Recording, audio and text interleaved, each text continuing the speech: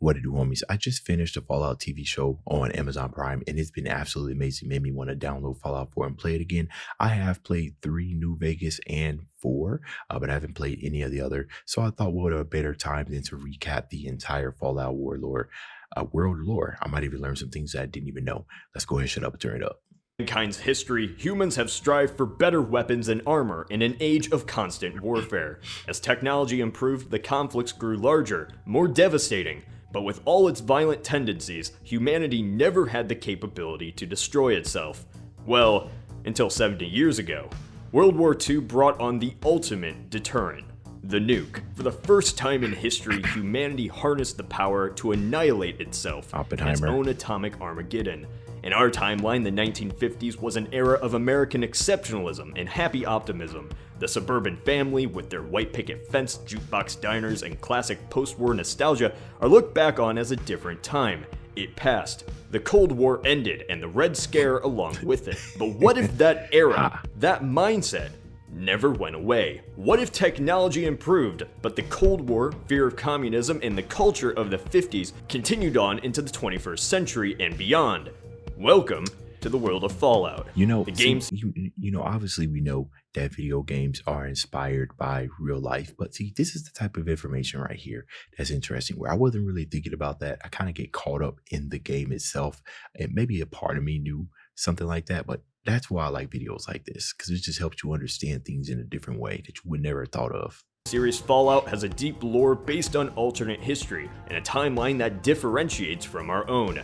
The world went down a much darker path, and in result, the nuclear holocaust came. In Fallout, the nuclear war was just the end of a chapter in mankind's history, and in the rubble, brought on another. Because even though society itself was destroyed and the land radiated beyond reason, new factions still arose, and humanity found new reasons to kill each other in a world populated by ghouls and mutants. That is why in the Fallout universe, the saying stays true. War never changes. This video is to give you a summary of the world of Fallout and to catch you up on the lore of this universe before the big kahuna itself comes out. The Fallout games take place 8 years ago. Okay, wow, all right. In an alternate timeline that diverged from our own in the mid-20th century. Sometime after World War II in the 1950s and 60s, the United States drastically changed itself in an attempt to stop political strife and better organize its own government. The US divided the states among 13 different commonwealths. The Commonwealth would be one step higher than the state, but below the federal government and consist of multiple states. However, the Commonwealths began competing against one another and only weakened the country as a whole. As in our timeline, the Red Scare was in full effect throughout the post-war era. In this alternate timeline, the Soviets grow weaker. China comes in to take its place. The US has a new enemy on the global scale. And at the turn of the 21st century, it was still US foreign policy to do everything to destroy the communists. So China. As the decades went on, the global oil supply began to run thin, leading to higher oil prices and competition. The United States went deeper and deeper into hostilities with former allies and neighbors. The already divided country began to lash out once the resources ran thin. In 2051, the United States accused its southern neighbor Mexico of destabilizing the border. The US placed sanctions on the country, causing it to collapse into political instability. To protect oil interests, the US invaded Mexico to maintain a constant supply between the two nations. This brash foreign policy reflected the dying nature of oil in the middle of the 21st century. Texas, once booming in the early 21st century, now is covered in empty wells. This was seen throughout the globe. As prices rose, the Middle East countries held onto their oil. To combat the high oil prices, the European Commonwealth, basically an evolved EU, sent troops into the Middle East. The resource wars had begun. The Middle East nations and Europe would fight a drawn-out, bloody conflict over the oil wells of the region until they ran dry just 8 years later. Nukes were used on Middle East cities, causing the Americans to fear the possibility of a nuclear war at some point. Project Safehouse was born. Its official objective was to provide shelters in a supposed nuclear exchange. The vaults were born. Meanwhile, across the ocean, Europeans were left with nothing after the fighting, and the Commonwealth fell into civil war by 2060. They started discussing the reason for the vaults, And like I said, I just been playing the game. I ain't really been like really diving deep into the history of Fallout, but the TV show, their reasoning for creating the vaults, this was a different story, right? Okay. I'm pretty sure the TV show was a different story. Like same universe, just different story. But I mean, we're gonna get into it, but I was just wondering as I was watching it, I was like, is this actually what the vaults were for? Like, okay. Nothing after the fighting, and the Commonwealth fell into civil war by 2060. As oil wells shriveled up across the globe, Alaska's wells remained, soon becoming the last place on Earth for cheap oil, making it a target to the People's Republic of China in the east. The Americans saw that Alaska was in danger and set up a defense force to deter the Chinese. But the inevitable happened, and China sent an invasion force into Alaska in 2066, sparking the Sino-American War. This was the war that would define the Fallout series. Over the next 10 years of fighting, the United States and Chinese would dedicate their greatest minds to creating new and powerful weaponry to one-up the other. The US created robots for war and power armor to devastate the enemy forces. However, even with the advancement in the US military, the war would rage for a decade. Canada would be stuck with allowing US forces onto their land, which made tensions sour between the traditionally allied nations. As the war against China grew, the Americans wanted an easier route to combat the communists, and so in 2076, Canada was officially annexed by the United States. In a bid to direct Chinese forces away from Alaska, the US invaded mainland China, with soldiers wearing power armor. The objective was to cause enough damage at home the Chinese would need to take troops off of the Alaskan front.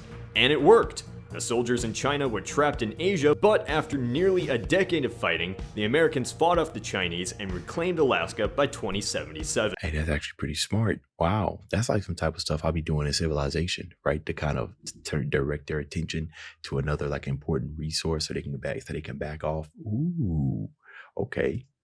With Alaska reclaimed, the war appeared over, at least on the American front. Countless lives were lost in the fighting, but it ended in an American victory, so to the people, the peace seemed to be won. But it was only a pause. On October 23, 2077, the Great War began, and lasted only 2 hours. This nuclear exchange destroyed cities across the world. So many bombs were fired it completely transformed the Earth's surface. Water became irradiated. The environment itself was cancerous. Barely any organisms survived at all. Thus, the story of the pre-war nations ended in a blaze of nuclear fire. However, people did survive, either out in the new wasteland or inside of massive fallout shelters. I've always wondered why you firing these nukes. Like, I guess it's just like one of them things where if you're gonna fire one, I'm gonna fire one back and hope that we survive and everything. But surely these great minds have to know that nothing good's gonna come of this. So, but they just sitting there like, don't fire it. I'm gonna push it before you do. Push it before you do. It's just like I can't understand that. People did survive, either out in the new wasteland or inside of massive fallout shelters scattered across the old United States. Officially, 122 vaults, as they were called, were constructed by Vault-Tec during Project Safe House. The vault's official goal was to provide safe harbor inside the shelters in case of nuclear war. They were capable of holding enough supplies and equipment that dwellers could survive inside the vault for long stretches of time. Each vault was given 2 Garden of Eden creation kits, or GECKs, so that the dwellers could recolonize once radiation levels went to healthy limits. That was the supposed story. The United States and Vault-Tec in this alternate timeline had darker plans. Inside the government and major economic titans, there was a faction who believed themselves superior over the common American. Okay, there it is. Accepted that not many would survive the coming apocalypse. They made plans to preserve their own existence. Okay. These people formed what is now known as the Enclave. The American government funded the creation of the vaults, in which special American citizens could find safe harbor. However, this was just a ruse. The true purpose of vaults was to conduct physical, psychological, and social experiments on unsuspecting subjects. Okay, so that pretty much answers my question. See, again, and the funny thing about it is that, when you play these Fallout games, they obviously have their own story and everything, but I'm pretty sure all of this information is you can get it within a game by reading like the terminals and any type of documents and stuff to start piecing it together. But honestly, y'all, I was just bang, bang, shoot, shoot, boom, boom. I do find myself exploring, now that I'm playing Fallout 4 again, exploring, like reading almost everything that I'm picking up because I'm just so entranced by it. I mean, the whole entire, like, I wouldn't be surprised the whole player base just went up, right? People playing 76, God help you. People playing that and Fallout 4, people, mods. And apparently there's a new DLC coming out that's going to break everybody's mod list. Oh man, just when I got all my mods together too, working in a healthy balance, as Thanos he would be proud of the balance that I've struck with my mods. Physical, psychological, and social experiments on unsuspecting subjects. The vaults weren't meant to save the US population.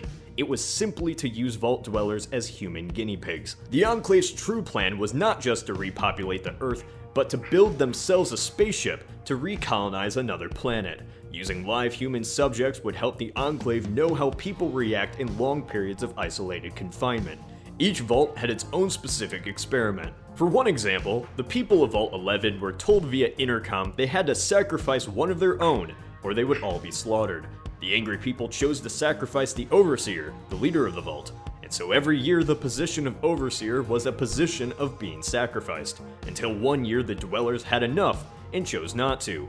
A message played congratulating them for being good people and not killing anymore. Before the nuclear exchange, the Enclave, who consisted of the most powerful and influential in America, fled to secret bunkers throughout the globe. The owners of Robco, Vault-Tec, Poseidon Oil used their resources to protect themselves. The Enclave remained on an oil rig, harnessing the technology from their wealthy connections and creating new weapons to eventually reclaim the land they believed they lost. In 2 centuries after the Great War, new factions rose and now fight over the nuclear wasteland. Most of the history that we know of takes place in the West. Around a century after the war, the region New California was split among isolated villages. Raiders and mutants terrorized innocent civilians. In some cases, vault dwellers left their shelter and set out to reclaim the wasteland, banding into small tribes and villages. Vault 15 survivors founded the community of Shady Sands. After a century, the growing settlement ambitiously renamed itself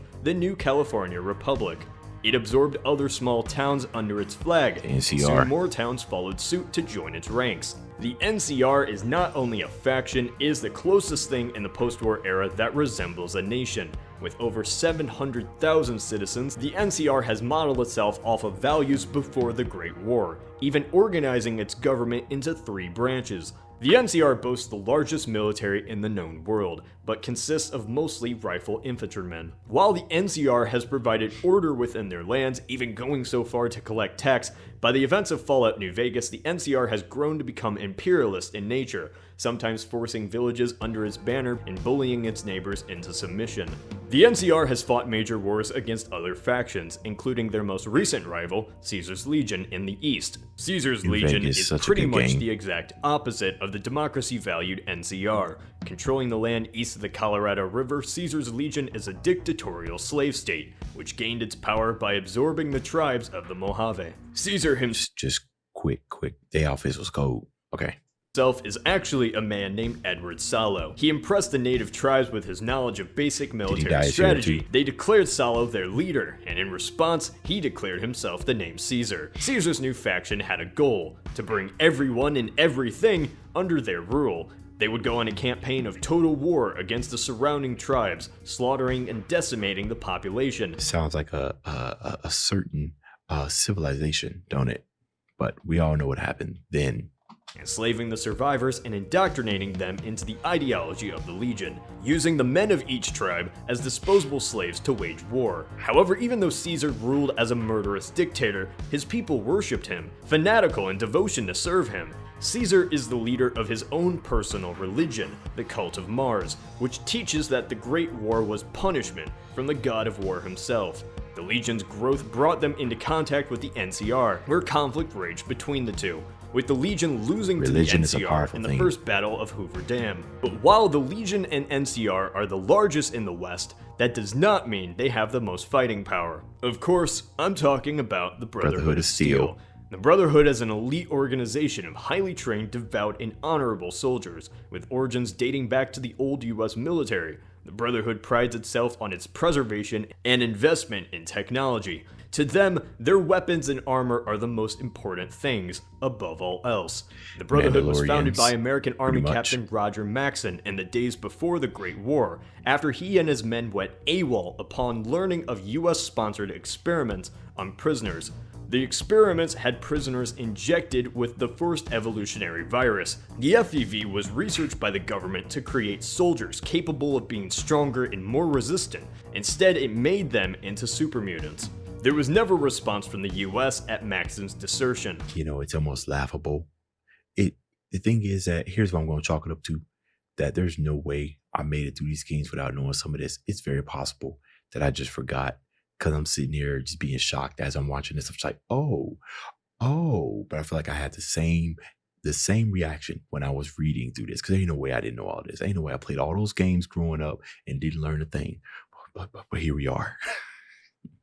Them into super mutants.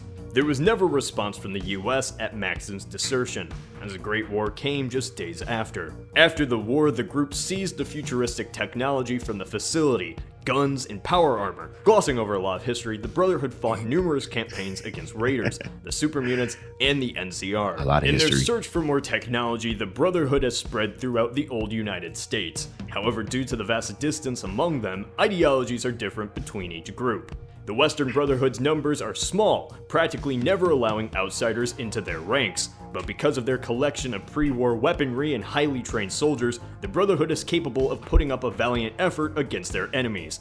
The Western Brotherhood believes Wastelanders cannot handle or be trusted with the powerful arsenal, and so they keep their technology top secret. The Western Brotherhood is the original Brotherhood, as the group has origins in California. That search for technology sparked members to send missions on airships across the continent, one of which crashed in the ruins of Chicago, forming the Midwest Brotherhood. The Brotherhood eventually reached the capital wasteland, the old ruins of Washington, D.C. Here, the super mutants were larger and more violent than in the West, and so the Capital Brotherhood adopted an ideology of protecting the Wastelanders over protecting technology, even recruiting natives into their ranks. This created a split among the Eastern Brotherhood. The soldiers devoted to finding technology deserted and formed the Brotherhood of Steel Outcasts.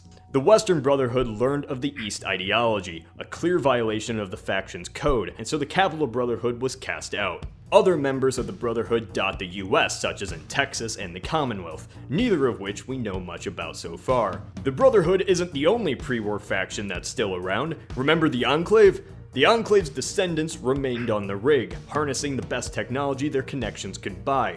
Being out of the blast range, they believed that they were the last remaining humans untouched by nuclear radiation, making them, in their mindset, true humans. The Brotherhood and Wastelanders are practically mutants in their eyes, and so their mindset turned genocidal, to kill the populace of the wasteland and to start anew. The Enclave saw themselves as the continual government of the United States, and the rightful population to sustain it. Using their technology and flying vertibirds, they can challenge even the Brotherhood in power. However, they are practically gone in the West, and only remain considerable in the eastern United States. Yet even though there are considerable factions that control areas of the West and the East, much of the old United States is still left unclaimed. Even in areas under faction control, tribes and villages are the primary organization for Wastelanders.